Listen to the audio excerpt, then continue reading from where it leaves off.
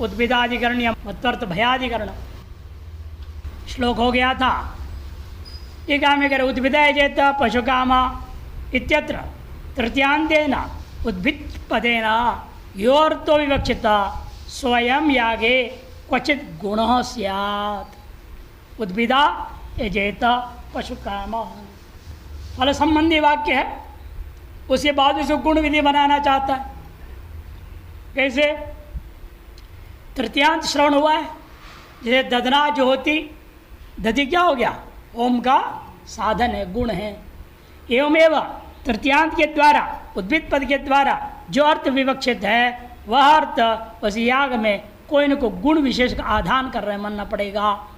जैसे दधना ज्योति इत्यनेन गुण विधिना समानत्वात्, ये दधना ज्योति जैसा गुण विधि है वैसे ये भी उद्भिदय चेत भी गुण विधि मानो।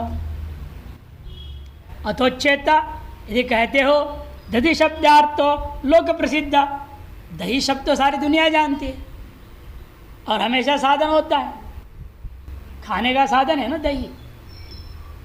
खाओ, कढ़ी बनाओ, चाहे उसे मक्खन बना निकालो, है कि नहीं, घी बना के खाओ, अनेकों काम में आता है। दुनिया सब जानते दही क्या चीज़ है। अरे दही जो है याग का एक अंग है, साधन हो सकता है प्रसिद्धार्थ होने से। उद्भिद शब्द का प्रसिद्धार्थ लोग है, यज्ञ के साधन दुनिया में प्रसिद्ध है क्या? कोई कुदाल से हवन करेगा कहीं? खुरपी से सबसे हवन करेगा कोई? ऐसे कहीं नहीं होता। इसलिए यदि कहें पूर्व पक्ष एक देशी कह रहा है ये दधि शब्द तो लोग में प्रसिद्ध था, उद्भिद शब्दार्थस्तो अप्रसिद्ध यदि तन्ना। पूर्व पक्षी कहता है ऐसा मत कहो। रूढ़ भाव्यपि अवयवार्थ निरुक्त्या तत्प्रसिद्ध है। रूढ़ी अब भले ही ना हो, लेकिन अवयवार्थ के व्युत्पत्ति के द्वारा हम उसको गुण पर घटा सकते हैं। कैसे? उद्भिदिते भूमि रनेन इति व्युत्पत्त्या, उद्भिदिते भूमि अनेन, इस व्युत्पत्ति के द्वारा खनित्र वाची असौ शब्द, खनित्र आदि वाची बन जाएगा। जितने भी जमीन को खोदने के साधन है उन सबको ले लो, जो जो लेकर के हवन कर सकते हो उन सबको लेकर हवन करो, ये अर्थ ले लेंगे हम।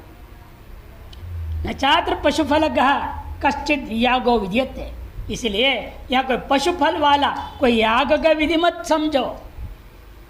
फिर कैसे घटाओगे आप? पशु नाम गुण फलत्वा, कि पशु भी यहाँ पर क्या है?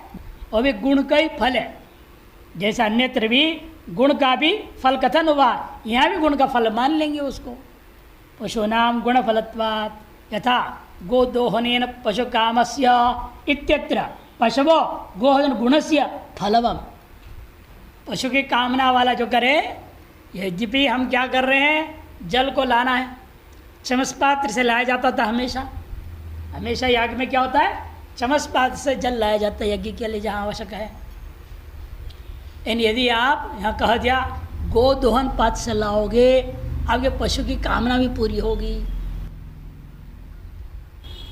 सामान्य यज्ञ में चमस पात्र से लाया जाता है, यहाँ भी यज्ञ का मुख्य फल स्वर्ग आदि है। दही जिस यज्ञ में विधान किया गया और जो जल में जो विधान किया जा रहा है, यज्ञ स्वर्ग आदि विशेष फल के लिए है, जल आने जो किया जा रहा है। लेकिन उसे गोदोहन पात्र में गुण का विधान करने से उसका फल क्या मिल गया? पशु भी प्राप्त हो गया। उसी पर यहाँ पर भी उद्भिद रूपी गुण हम जिस किसी याग में जोड़ेंगे और उस गुण का फल क्या मिलेगा? याग का अपना अलग फल सो है ही है और गुण का फल हो जाएगा पशु काम। ऐसे पूर्व पक्षी के कह रहा है, जवाब दे रहा है। यथा गोदोहन पशु काम इत्यत्र पशव गोधन रूपी गुण का फल है, तथा यह खनित्र गुण से फलमस्तु, या भी खनित्र रूपी गुण का फल पशु मान लो।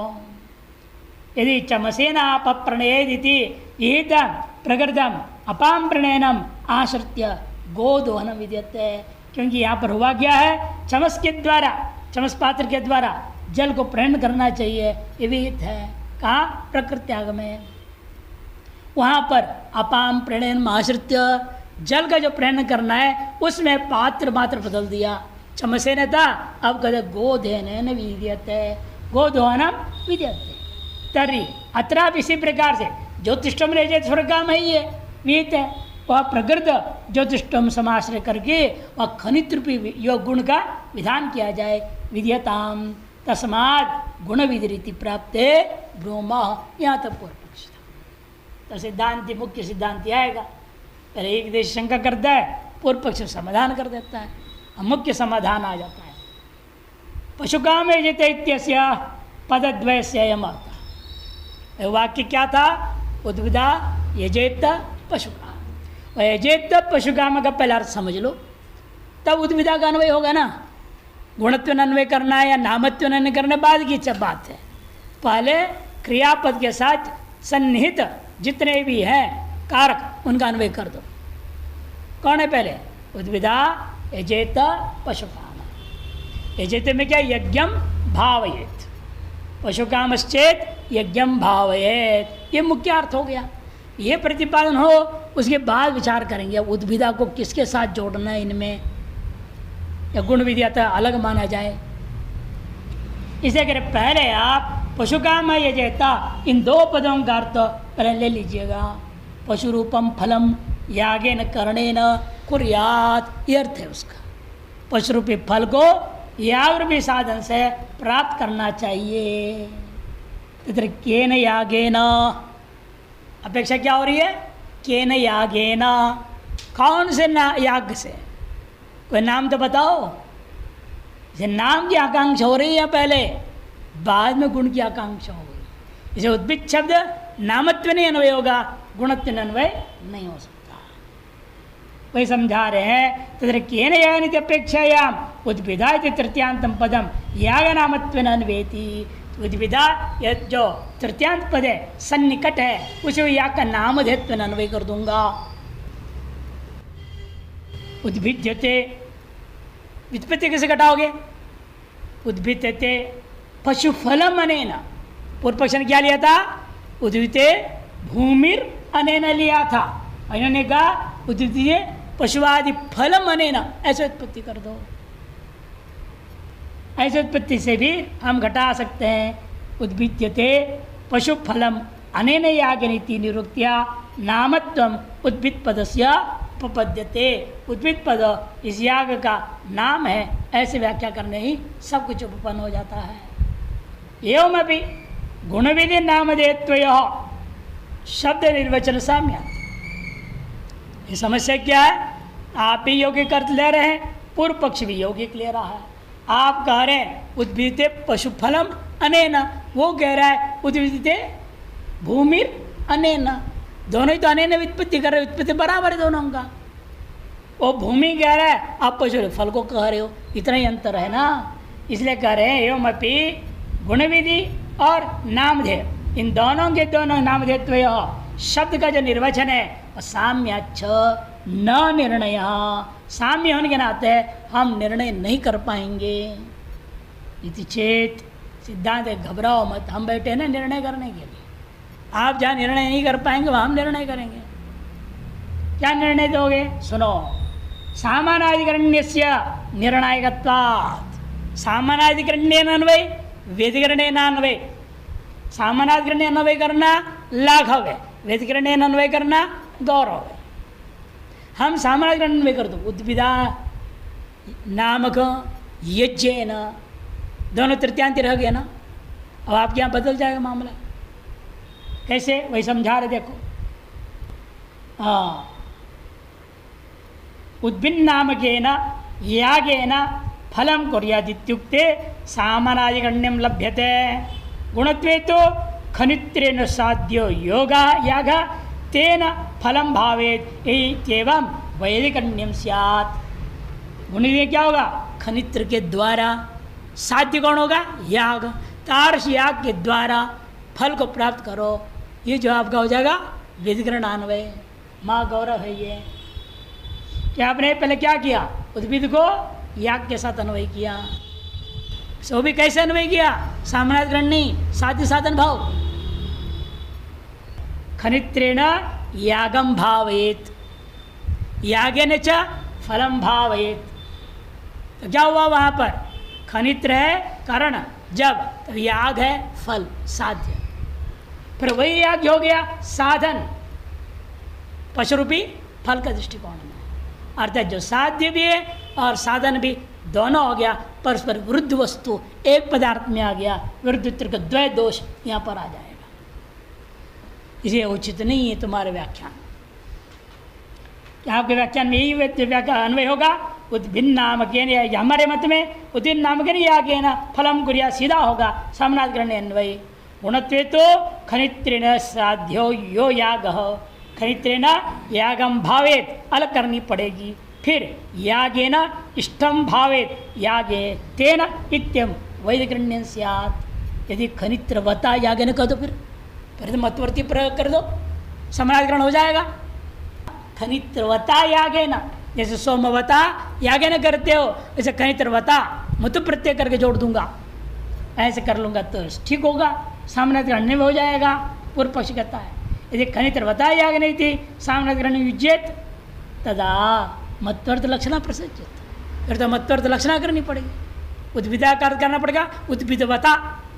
अरे मतु प्रत्यय लेना पड़ेगा ना, कहीं श्रुत तो है ही नहीं, लक्षणा से आपको मत्वर्थ को जोड़ने पड़ेंगे, यह महान गौरव दोष है। फिर तदा मत्वर्थ लक्षणा प्रसज्जित तस्मात् उद्भिदादि पदम नामधेयम, से उद्भिदादि पद क्या होगा, नामधेय मानना उचित होगा। ददना ज्योति व्रीविरजत इत्यादिशु वहाँ और यहाँ में उसे पूर्व पक्ष से शुरू किया था, ददना ज्योति जैसा है ऐसे उद्भिदा ऐसे तक भी ले लो, तब कहते नहीं वहाँ और यहाँ में बहुत फर्क है कि वहाँ पर क्या है, उत्पत्ति विधि अन्यत्र प्राप्त है, फल विधि भी प्राप्त है, उत्पत्ति विधि भी प्राप्त है, वो केवल गुण विधि है। और तुम्हारे यहाँ ऐसा नहीं है, यहाँ ये उत्पत्ति विधि बनेगा, ये गुण विधि भी बनेगा, गुण विशिष्ट विधि मानना पड़ेगा, गौरव दोष फिर आएगा। वही समझाने के आरंभ कर रहे हैं। ददना ज्योति थी व्रीविरेजत इत्यादिशो द्रव्य विशेषे दत्यादि शब्दानाम अत्यंत रूढ़तया याग नामत्व असंभवा। दद्यादियों में साधनत्व अत्यंत रूढ़ है, अत्यंत रूढ़तया याग नामत्व संभवाद अगत्या गुणतम आश्रितम। अगत्या तो दूसरी गति नहीं थी, मजबूरी में वहाँ पर हमने उस गुण विधि आश्रय किया है।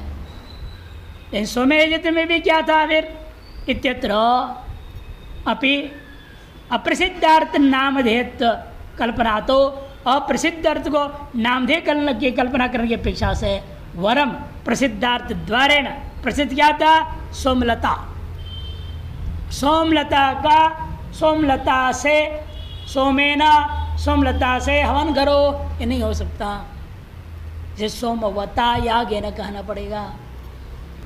सोमेना इत्यादियों में भी अप्रसिद्धार्थ को नामधेय बना लो, ये ठीक नहीं।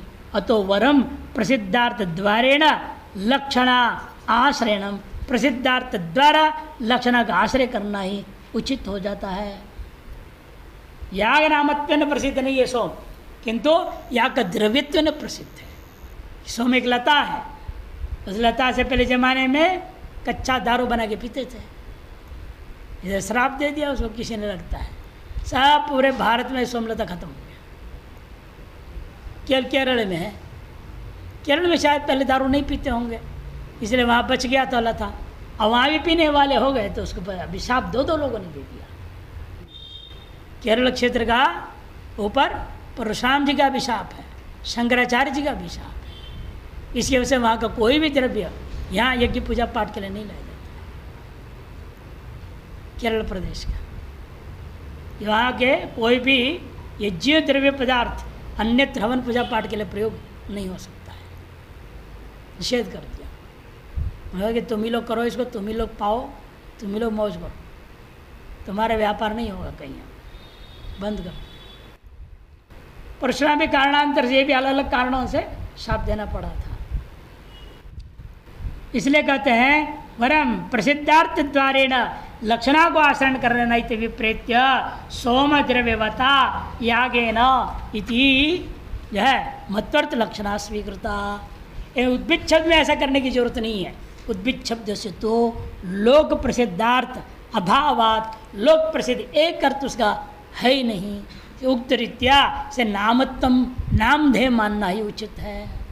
प्रयोजन क्या उसका, प्रयोजन तो नाम न सर्वत्र व्यवहार एवं, सर्वत्र सभी दर्शनों में, सभी शास्त्रों में नाम का मुख्य फल क्या है? व्यवहार भेद करना। ऐसे सभी का एक नाम दे दिया, मान लो 10 को मुंडन कर दिया, संन्यास दे दिया, 10 का एक नाम दे दिया तो क्या होगा? कैसे व्यवहार करेंगे? उससे भेद करने कहना पड़ेगा ना। आत्मा नंबर 1, आत्मा नंबर 2, जब भी बुलाओगे कहना पड़ेगा आत्मा नंबर 1 नंबर वाला आओ, नहीं तो सभी आत्मा नाम हो जाए, सभी कैसे आ जाएंगे? कोई ना कोई तो भेदक मानना ही पड़ेगा। अरे एक ही नाम हो जाए तो मुझे व्यवहार नहीं हो पाया ना, व्यवहार कैसे करोगे? बड़ा मुश्किल हो जाएगा। ये एक नाम नहीं हो सकता 2 का, कोई ना कोई भेद पैदा करना पड़ेगा। नहीं तो हमारे एक ही नाम होता, कहीं होगा कहीं गिरी, कहीं पुरी, कहीं भारती, कहीं सरस्वती, बदल तो गया ना, विशेषणों से बदल देंगे। क्यों? व्यवहार नहीं निभेगा बिना नाम का। नाम का प्रयोजन केवल व्यवहार मात्र ही, सर्वत्र कह दिया, नान्य प्रयोजन नहीं। अंतरेण नामधेयम ऋत्विक वर्णादिशो अनेन अहम यक्षे इति आख्यात उपायो लघु कश्चिद अस्ति। देखो, जब वर्ण करोगे आप बिना यज्ञ के नाम का, आप कैसे वर्ण करेंगे ऋत्विकों को? अनेन यज्ञेन अहम यक्षे, कैसे बोलेगा वो? नाम तो लेना पड़ेगा यज्ञ का कुछ न कुछ। इति आख्यात उपायो लघु कश्चिद अस्ति, नहीं अस्ति जुड़ेगा, और कोई दूसरा लघु उपाय नहीं हो सकता है बिना नाम का। तस्मात् उद्भिदादि पदम नामधेयम, इसलिए उद्भिद पदों को नामधेय परख लेना चाहिए। अत्रैव गुरुमतम बाह लौकिके गुणयागस्य विदेशापेक्षते चेत निरुक्त्या श्रौतयागस्य नामत्वात् निरपेक्षता। लौकिक दृष्टिकोण से यदि गुण विधि मान लोगे इसको, विधि में सापेक्षता हो जाएगी। उद्भिदा एजेत पशु कामों को गुण विधि मान लोगे फिर तो अन्य सापेक्ष हो जाएगा। और निरुक्त्या श्रौतयागस्तु, निवृत्ति के बल पर यदि हम अपेक्षा करके करने लग जाए, लौकिक अर्थ को स्वीकार करने लग जाए, फिर तो क्या होगा? सापेक्षता दोष आ जाएगा। और स्रोत क्या है? हम निरुक्ति को महत्व नहीं देंगे, कि सीधे रूढ़ नाम ले लूँगा, याग का नाम है, जब रूढ़ कर दूंगा तो अन्य सापेक्षता नहीं रहेगी। श्रोत यागस्य नामत्वात्, श्रोत याग नाम स्वीकार कर लो तो निरपेक्षता स्यात्, निरपेक्षता हो जाएगी। और सापेक्ष निरपेक्ष हो, निरपेक्षमेव प्रमाणम होता है। सापेक्ष निरपेक्षों में यही नियम है ना, भवापेक्षम बहिरंगम, अल्पापेक्षम अंतरंगम, निरपेक्षम तो महाअंतरंगम हो जाएगा। निरपेक्ष होगा वो अत्यंत अंतरंग हो जाएगा। और यदि निरपेक्ष हो रहा है नाम मानने से। उद्भिदाय जत्ययम गुण विधि, उद्भिदाय जता यह क्या है? गुण विधि है। न चासे कश्चित श्रोत आश्रयो लभ्यते, यहाँ कोई जो है श्रोत आश्रय नहीं आपके पास, इसको गुण विधि मानने में श्रुति प्रमाण नहीं मिल रहा है। आपको अन्य अधीन होना पड़ेगा। क्या अधीन होना पड़ेगा? तो लौकिकी मातृगण यागादिर आश्रयत्वेन अपेक्षणीय, कोई लौकिकी मातृगण आदियों का याग को आश्रय करना पड़ेगा, उसके साथ इस गुण का विधान करना पड़ेगा। याग की विधि बिना गुण का विधि करना संभव नहीं। आपको कहीं न कहीं याग विधि बताना पड़ेगा। याग विधि कहाँ से लाओगे आप? मातृगण आदि लौकिक जो याग होते हैं उनको ले लो। मातृगण आदि मातृ देवताएँ जो होती बहुत खतरनाक देवता होते हैं। अनेक बच्चों की जिंदगी इन मातृ देवताओं से नष्ट हो जाता है। मातृ देवता पकड़ लेते हैं जिस बच्चे को, फिर बच्चे का व्यवहार सामान्य नहीं रह जाता है। वो बच्चा वो मातृ देवता से करते रहेगा, न माँ बाप का सुनेगा, न पढ़ेगा, न लिखेगा, न कुछ नहीं। और उनको छुड़ाना बड़ा कठिन काम है मातृ देवताओं। इसलिए अति सुंदर बच्चा पैदा होना भी खतरा है। क्षेत्रीय मातृ देवता उसको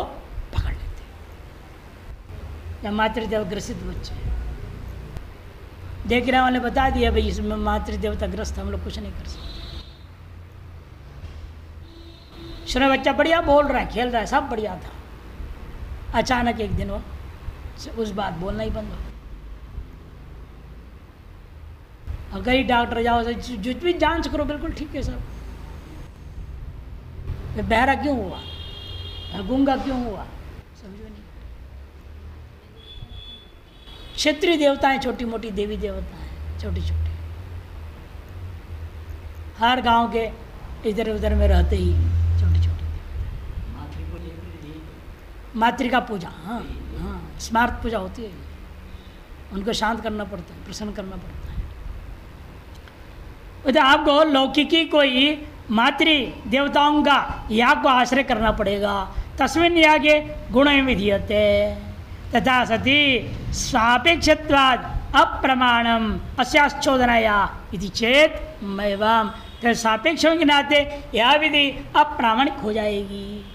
जब मैवाम पूर्वोक्त निरुक्ति के आधार पर श्रौत याग का नाम मान लेने पर निरपेक्षत्वाद निरपेक्ष होने से प्रामाणिक हो जाएगा विधि। तीसरा अधिकरण आरंभ होता है, सब नाम देकर ही विचार है। दृष्टांत ले रहे हैं, चित्रय यजेत पशुका, चित्रया यजेत पशुका। पहला वाला जो था दृष्टांत, मत्वर्त लक्षणा का भय से आपको नामधेय मानना, यदि मत्वर्त लक्षणा करनी पड़ती, उद्भिदवता या घेना मान गौरव काम था। मत्वर्त लक्षणा किए बिना नाम मात्र स्वीकार करने से काम हो गया। और आप दूसरा देंगे, चित्रे अजेत पशुगाम, चित्राधिकरण भी बोलते हैं इसको, और वाक्य भेद भयाद वाला अधिकरण भी है। पूर्व क्या था, मत्वर्त लक्षणा भयाधिकरणम, यह है वाक्य भेद भयाधिकरण। वाक्य भेद भयाद हमें नाम मानना पड़ेगा। क्या वाक्य भेद होगा, कैसे होगा, विस्तार पर समझा रहे हैं, पहले श्लोक में देख लिया जाए। यश्चित्रया यजेतेति तद्गुणो नाम वा भवेत्, चित्र स्त्रीत्व गुणो रूढ़े रग्नि सौमीय के पशौ द्वयोर्विधौ वाक्य भेदो वैशिष्ट्ये गौरवं ततः स्यान्नाम पृष्ठाज्य बहिष्पवानेषु तत्तथा। यह चित्रे यजेत पशुगाम इत्यादि स्थल है, वहाँ पर तद वह चित्रा शब्द क्या मानना चाहिए, याग का गुणो नाम वा भवेद, उसे गुण विधि माना जाए या नाम माना जाए। पूर्व पक्षी कहता है चित्रत्व और स्त्रीत्व दो गुण में यह शब्द रूढ़ है। चित्रा शब्द किस में रूढ़ है, चित्रत्व और स्त्रीत्व। गुणो रूढ़े है अग्निशोम्य के पशु, इस अग्निशोम्य पशु में एक घटा देंगे। अग्निशोम्य पशु जो आलम्बन किया जाएगा, अपन हमेशा नियम क्या है, छागस्त विशेषात बकरा लाना पड़ता है। जहाँ विशेष पशु का नाम नहीं लिया जा रहा हो वहाँ हमेशा बकरे को ही लिया जाता है। ये परंपरा थी, बकरा काटने का विधि है, बकरी का नहीं। और बकरे में भी अब यह गुण जोड़ दिया हमने। कैसे बकरा लाना, चित्रत्व, रंग बिरंग होनी चाहिए, 2-3 रंग मिक्स, हाँ चितकबरा। और बकरा को नहीं, सामान्य नियम तो बकरा था, स्त्रीलिंग आ गया ना, यहाँ पर स्त्रीत्व है ना, इसलिए बकरी। चित्रा याग में बकरी, चितकबरा बकरी को लाओ और उसे हवन करो, ऐसा पूर्व पक्षी अर्थ करता है, सिद्धांत नहीं है, पूर्व पक्षी कह रहा है। चित्रत्व और स्त्रीत्व गुणों रूढ़े है अग्निशोम्य के पशु। सिद्धांत कहता है ये दो विधान करोगे ना, चित्रत्व गुण भी और स्त्रीत्व गुण भी, द्वयोर विधौ वाक्य भेद दोष हो जाएगा। और यदि विशिष्ट कर दोगे वैशिष्ट गौरवम तथा गौरव दोष होगा। ये गौरव रूपी वाक्य भेद और दो विधि होने से क्या होगा, विरुद्ध का द्वैत विषय जो वाक्य भेद आएगा वो दोनों दोष दूर हो जाएगा। किसको मानने से? नाम माने मात्र से। श्यान नाम, नाम मात्र मानने से काम चल जाएगा। अच्छे से कहा प्रमाण है, जैसे देख लो पृष्ठ, पृष्ठाज्य, पृष्ठ स्तोत्र, आज्य स्तोत्र, वैष्णवान स्तोत्र, ये सब नाम है। पृष्ठ का मतलब क्या होता है? रूढ़ पीठ। इसका अर्थ क्या करें? पृष्ठ स्तोत्र का पाठ करो। वहाँ याग में क्या होता है? बोला जाता है पृष्ठ स्तोत्र का पाठ करिए। तो क्या करें? पीठ पे चढ़ के पाठ करेगा किसी का? वहाँ आपको कहना पड़ेगा पृष्ठ नाम वाला कोई स्तोत्र होगा, न किसी के पीठ का पीछे छिप के बैठ के गाना। ऐसा अर्थ करेंगे? क्या करेंगे? वहाँ गुण विधि नहीं हो सकता। पीठ पर चढ़ो, पीठ के पीछे छिप के गाओ, ये सब अर्थ नहीं हो सकता है। इसे अर्थ यही होगा पृष्ठ नामक जो स्तोत्र, नाम बनो स्तोत्र, ऋचाओं का समूह है उसका नाम रख दिया पृष्ठ। आज्य स्तोत्र, आज्य स्तोत्र क्या है? ये हाथ में रख करके स्तोत्र गाओ, अर्थ करेंगे। फिर बाद में क्या करें? घी को पी लेना। इसलिए यहाँ भी नाम कहना पड़ा कि उस स्तोत्र शुरुआत शब्द से, स्तोत्र शुरू हो रहा है पृष्ठ शब्द से, जिससे शुरू हो रहा है उसे स्तोत्र का नाम रख दिया। ईशा, ईशो, ईशो परिषद क्यों पढ़ा? ईशावास, शुरुआत कहाँ से हुई है? ईशा शब्द से। इस उपनिषद का नाम दूसरी से केने शितम प्रेषितम, केने शब्द से शुरू है, नाम केनो परिषद हो गया। इसलिए कई जगह लोक व्यवहार में, स्वयं ऋत्विकों के व्यवहार में भी देखा गया, जिस शब्द से शुरू हो रहा है कोई स्तोत्र हो, कोई ग्रंथ हो, उसी से उसका नाम रख दिया जाता है। अतः यहाँ पर भी इसी तरह से पृष्ठ शब्द से स्तोत्र आरंभ हुआ, इस स्तोत्र का नाम पृष्ठ स्तोत्र। आज शब्द से शुरू हुआ स्तोत्र, इसका नाम आज स्तोत्र हो गया। और वैष्णवमान, ये सब संज्ञाएं जैसे है वैसे ये भी चित्रा भी याग का नाम मान, जैसे स्तोत्रों का नाम है वैसे ये याग का नाम है, ये निर्णय दिया। विस्तार करते हैं। चित्र यजित पशुगाम इत्यामनायत है, वेद में पठित है। तत्र चित्रा शब्दो जो है न उद्भिद शब्दवद यौगिक, या चित्रा शब्द जो है उद्भिद शब्द के समान यौगिक नहीं है, इसलिए वहाँ जैसे आप यहाँ अर्थ का निर्णय नहीं कर सकते। किंतु रूढ़्या, रूढ़ी से दो अर्थ निश्चय होता है। चित्रा में दो चीज है, एक क्या है? चित्रतम स्त्रीत्वं च अभिधत्ते, स्त्रीत्व और चित्रत दो बात चित्रा शब्द से कहा जा रहा है। ततो न पुरुन्याय न नामत्तम, पूर्वाधिकरण न्याय के आधार पर या चित्रा शब्द को नामधेय निर्णय नहीं हो सकता। तथा सती फिर क्या करें? कहते अग्निशोम याग में पशु आलमन किया जाएगा, उस पशु में इसको जोड़ दूंगा गुण। तथा सती अग्निशोम्यम पशु माल भेद, उसके साथ इसको जोड़ दो। इति विहितम पशुयागम अत्र यजेत पदे न अनुद्य। तो यहाँ जो यजेत है, चित्र यजेत, यजेत किसका अनुवाद है? वो उसका अग्निशोम पशु माल भेद, ये जो वहाँ जो यजेत है उसको अनुवाद कर लिया इस यजेत के द्वारा। पशुयागम मत्र यजेत इत्यनेन पदेन अनुद्य तस्मिन् तार्ष पशुयाग में गुणों का विधान किया जाएगा।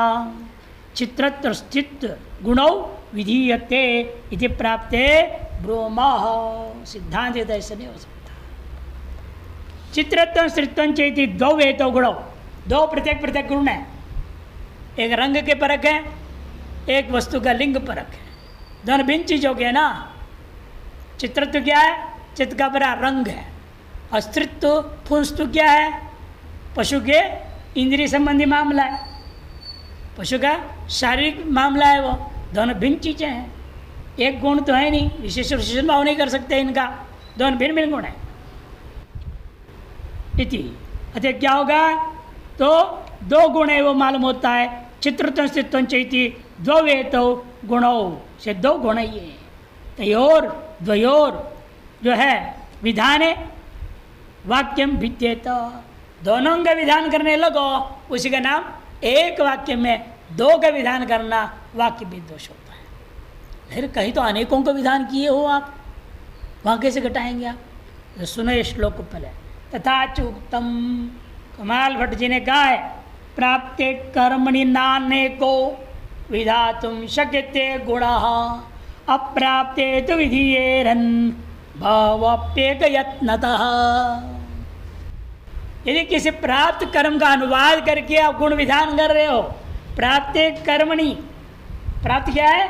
दूसरे वाक्य से कर्म प्राप्त हो गया। इस यहाँ पर क्या हुआ?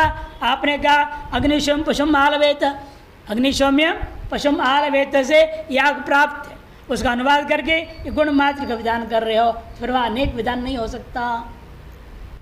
प्राप्ते कर्मणि नानेको विधातुम शक्यते गुणः, अनेक गुणों का एक साथ विधान करना संभव नहीं, निषेध है। किंतु जब कर्म प्राप्त ही नहीं था, अप्राप्ते तु विधीयेरन्, अप्राप्त कर्म में आप विधान कर सकते हो तो अनेक गुणों को, इन वह अनेक गुण भी एक प्रयत्न था, अलग अलग अनेक विधि वाक्य नहीं बनेगा, एक ही तिंग होना चाहिए। 10 द्रव्य बोलना है 10 द्रव्य बोलो और अंत में एक तिंग अंत प्रयोग होना चाहिए। एक विधि, विधि क्या है? एक प्रत्यय आना चाहिए, उसमें आप अनेक गुण विधान करो चलेगा। इन कर्म प्राप्त ना हो तो अप्राप्त कर्म में अनेक गुणों को एक यत्न से विधान कर सकते हो, इन प्राप्त कर्म में अनेक गुणों को एक यत्न के अनेक यत्न के साथ विधान ही नहीं कर सकते। अतः वाक्य भेद परिहाराय गुणद्वय विशिष्टम पक्ष द्रव्य रव्य रूपम कारकम विधीयते है। इसलिए यदि वाक्य भेद परिहार करने के लिए गुणद्वय विशिष्ट में कर दूंगा, चित्रत्व विशिष्ट, स्त्रीत्व विशिष्ट, पशु ऐसे विधान कर दो। गुणद्वय विशिष्ट हम पशु द्रव्य का विधान करूंगा, कारक विधान करूंगा, तदा गौरवम स्यात्, फिर तो गौरव दोष हो जाएगा कि विशिष्ट विधि के लिए विशेषण ज्ञान अधीन विशिष्ट ज्ञान होता है। नियम क्या है? विशेषण ज्ञान अधीन होता है विशिष्ट ज्ञान। इसलिए जो सापेक्ष हो गया, अन्य अधीन हो गया, विशेषण अधीन हो गया अर्थ निर्णय, अतः विशिष्ट विधि हमेशा ही गौरव होता है। तस्मात् चित्रा शब्द पूर्वत यजि सामनाधिकरणेन याग नाम ध्येयम भवति। से चित्रा शब्द को यहाँ पूर्व के समान, मैंने उद्भिद्य याग के समान यहाँ पर भी जो है यजि धातु के अर्थ याग के साथ सामानाधिकरणेन अन्वय करता हुआ नामधेय प्रयोग लेना चाहिए। चित्रत्वंचा भिन्न भेद ऐसा है, वो नाम ही चित्र क्यों रखा? नाम रखने के पीछे कोई हेतु तो चाहिए ना, ये भी नाम रख दिया जाएगा क्या? जैसे आजकल लोग लग रहे थे स्टेशनगिरी, बेलनगिरी, उठपटांग नाम। निमित्त क्या है? अगर स्टेशन में मिला चेड़ा, इसलिए चेड़े का नाम स्टेशनगिरी। चेड़ा बेलन बढ़िया घुमाता था, बढ़िया गोल गोल रोटी बनाता, उसका नाम बेलनगिरी। बताओ, बढ़िया लकड़ी फाड़ता था चेड़ा, बढ़िया फाड़ फाड़ के धोने के लिए देता था, उसका नाम लक्कड़ फाड़ गिरी। ऐसे नाम रख देते हैं। लेकिन जो है वहाँ भी तो कुछ तो सोच समझ के रखा है। सब स्टेशन में मिला, हेतु तो है ना, वो बेलन चला है बढ़िया सी, तभी तो हेतु है। लकड़ फाड़ना निमित्त तो है ना, तो नाम रखा गया। यहाँ भी चित्र तो नाम रख रहे हो याग का, क्या कारण है? कोई बताओ निमित्त, हेतु बताना पड़ेगा।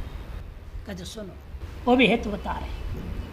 तस्मात् चित्र शब्द हो गया, चित्रतंच तस्य विलक्षण द्रव्य द्वारेण उपपद्यते। इसलिए इस याग का नाम चित्र याग पड़ा कि इसमें 10 द्रव्य, विलक्षण द्रव्यों को गिना दिया है। एक यातन से 10 द्रव्यों को गिना दिया।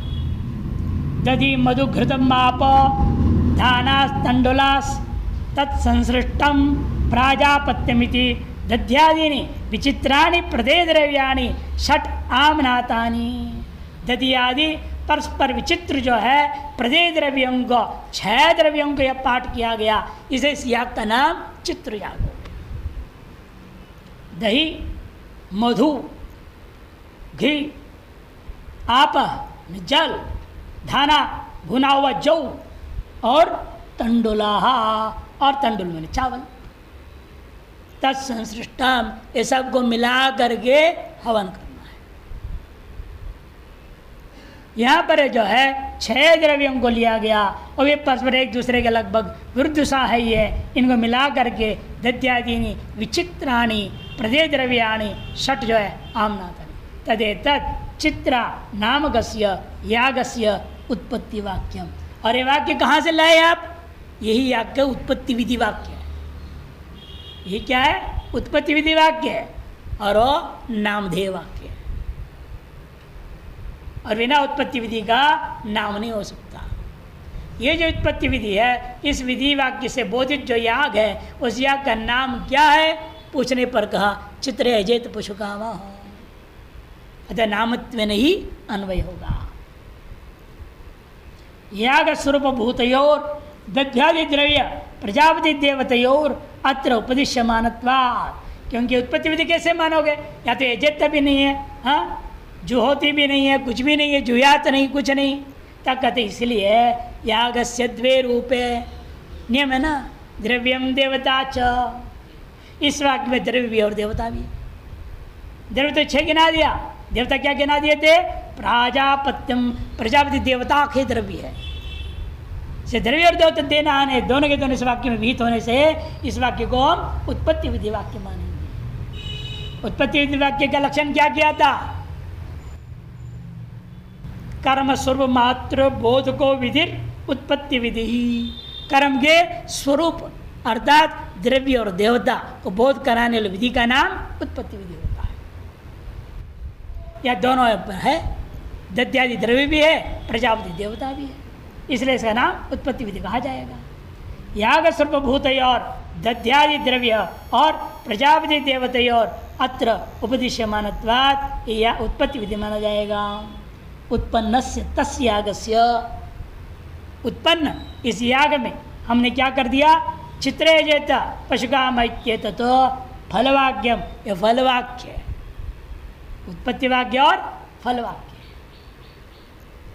एवंच सति प्रकृतार्थो लभ्यता, ऐसा करने पर ही प्रकृत अर्थ जो था हमारा चित्रा शब्द का याग का नाम मानना वार्तालाप हो जाता है। अग्निशोम्य पशु अनुवादेन गुण विधाने, यदि हम कहें अग्निशोम पशु का अनुवाद करके उसे गुण मात्र चित्रत्व गुण का विधान कर दो, तब प्रकृतहान अप्रकृत प्रक्रिया प्रसज्जयाता, प्रकृति जो प्रक्रिया का परित्याग करना, अप्रकृति का आलम्बन करना, यह महान दोष आ जाएगा। लिंग प्रत्यय च अनुवादकत्वंगीकारात् मुख्यो विद्यार्थो बाध्यता। लिंग प्रत्यय जो आया हुआ है उसको अनुवाद माननी पड़ जाएगी, फिर तो मुख्य तो जो अर्थ है विद्यार्थ वो बाधित हो जाएगा। तस्मात् चित्रापदम नामधेयम, इसे चित्रापद को नामधेय मानना चाहिए।